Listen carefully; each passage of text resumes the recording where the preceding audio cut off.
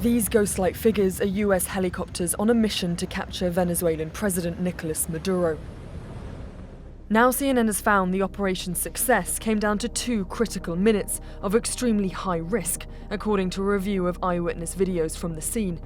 2 minutes in which experts say US forces were effectively sitting ducks, landing in and lifting off from Maduro's compound. We modelled out the area, analysed helicopter flight paths, and synchronised key videos to understand how the US successfully infiltrated a heavily fortified military compound, despite the danger involved. First, you can see Chinooks, a US helicopter used to transport troops, flying into the area from the south. Their arrival is met with a barrage of Venezuelan anti-aircraft fire.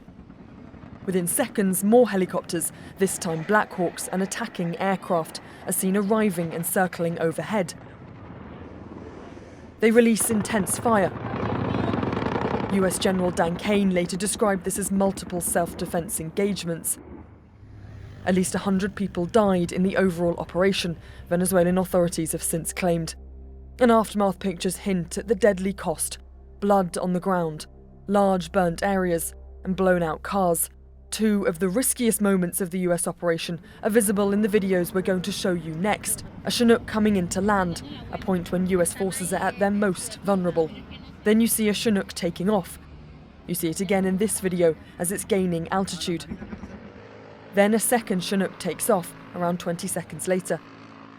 We then search for exactly where these helicopters were taking off from, using identifiable geographical features, like this building in the foreground and this dark hillside behind. Our analysis indicates it took off from this location. It's within Fortuna, one of Venezuela's biggest military complexes. Satellite imagery taken the day after the operation reveals minor damage to these roofs, too minor to be a direct attack, but possibly the result of a helicopter hovering overhead.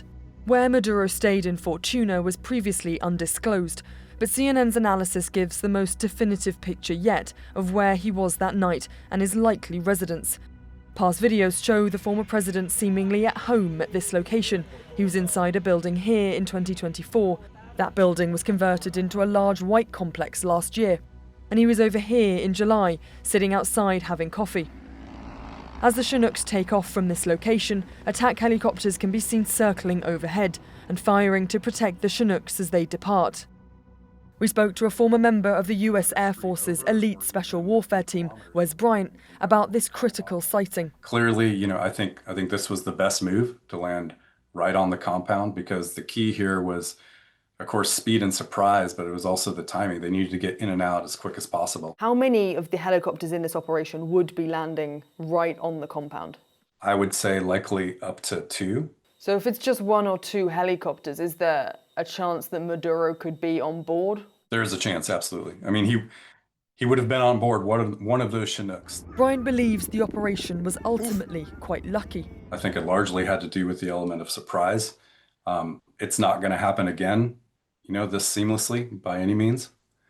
And it could have gone entirely differently. Just one small factor could have flipped the coin on this. As he awaits trial, Maduro's fate still rests in American hands, a fact both extraordinary and intensely controversial. Katie Pugliese, CNN, London.